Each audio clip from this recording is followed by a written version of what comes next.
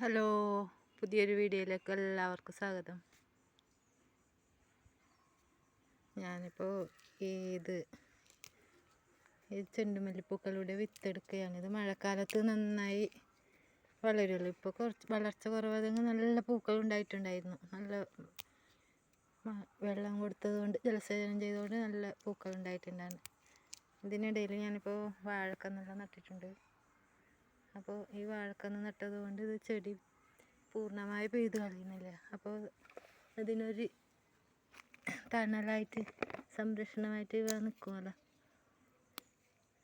മഴക്കാലത്തേക്കുള്ള കൃഷി നമ്മൾ ഇപ്പോൾ തന്നെ തുടങ്ങേണ്ടതാണ്. ഇത് മുളകൻ തൈ ഉണ്ടാക്കിയും വഴുതന വിത്ത് മുളപ്പിച്ച് നമ്മുടെ കയ്യിൽ വിത്തുണ്ടെങ്കിൽ അതെല്ലാം മുളപ്പിച്ചിട്ട് ഇപ്പോൾ തന്നെ തൈ ഉണ്ടാക്കേണ്ടതാണ്. അല്ലെങ്കിൽ മഴക്കാലത്ത് മഴ വന്നിട്ട് നടാമെന്ന് വിചാരിച്ചാൽ അതൊന്നും നടക്കുന്നതല്ല.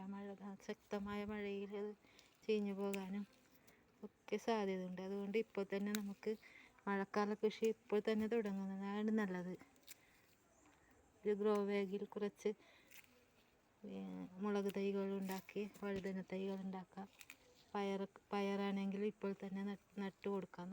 ആ മഴ വരുമ്പോഴേക്ക് നമുക്ക് നല്ലൊരു വളർച്ച, നശിച്ചു പോകാതിരിക്കാനുള്ള അത്രയും വളർന്നിട്ടുണ്ടാകും. അതുകൊണ്ട് അല്ലെങ്കിൽ മഴ വന്നിട്ട് നടാമെന്ന് വിചാരിച്ചാൽ അപ്പോൾ നമുക്ക് ആ നടുന്ന സമയത്ത് എല്ലാം മുളച്ച് കിട്ടിയില്ല. മുളച്ച് കിട്ടാതിന് അത് നല്ല മഴയത്ത് നശിച്ചു പോവുകയും ചെയ്യും. അതുകൊണ്ട് മഴക്കാല കൃഷി ഇപ്പോൾ തന്നെ മഴക്കാലത്തേക്കുള്ള എല്ലാ കൃഷികളും തുടങ്ങുന്നതായിരിക്കും നല്ലത്.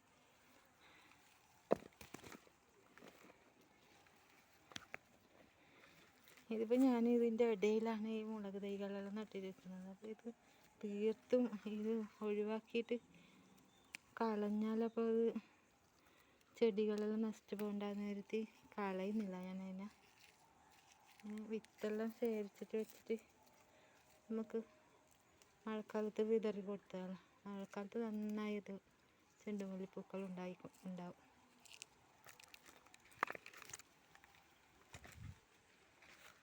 ഇത് ഞാൻ ഉണ്ടമുളക് ഉണ്ടമുളക് നട്ടതാണ്. ഇത് ആയിട്ടുണ്ട്. ഇതിന് കിലോയ്ക്ക് 400 രൂപ വിലയുള്ള മുളകാണ്. മുളകിൻ്റെ വില ചോദിക്കുമ്പോൾ 400 രൂപ എന്ന് പറഞ്ഞപ്പോൾ എനിക്ക് വാങ്ങാൻ സാധിച്ചില്ല. അതുകൊണ്ട് ഞാൻ ഒരു മുളക് എടുത്ത് ഇതിൻ്റെ അരി പാകിയതാണ്. നന്നായിട്ട് ഉണ്ടാകുന്നുണ്ട്. ആദ്യമായിട്ടാണ് ഈ ഒരു മുളക് ഞാൻ കൃഷി ചെയ്യുന്നത്. പക്ഷേ ഇലകളെല്ലാം ഒരു മഞ്ഞ കളർ വന്നിട്ടുണ്ട്. എന്താണെന്നറിയില്ല. ഇതുപോലെ എന്നാലും മുളക് ഉണ്ടായിട്ടുണ്ട്. ഇതിനിടയിൽ ഒരു പപ്പായ തൈ ഉണ്ടായിട്ടുണ്ട്. വാഴക്കന്ന് നട്ടതാണ്. വാഴ നമുക്ക് നേന്ത്രം വാഴ, നല്ല ഹരിടാനൊന്നും ഇല്ലാത്ത പഴം കഴിക്കണമെങ്കിൽ നമ്മൾ തന്നെ നടേണ്ടതാണ്. അല്ലെങ്കിൽ നമുക്ക് ഫുള്ള് വിഷമടിച്ചിട്ടുള്ള വാഴപ്പഴം മാത്രമേ നമുക്ക് കിട്ടുകയുള്ളൂ.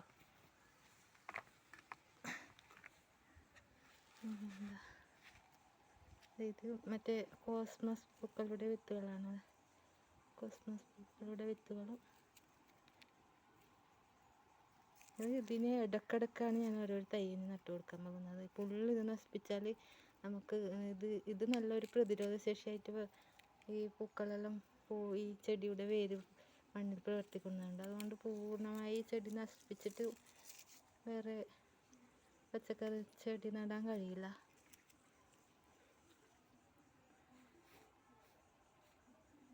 എൻ്റെ വീഡിയോ ഇഷ്ടപ്പെട്ട സപ്പോർട്ട് ചെയ്യണേ കൂട്ടുകാരെ.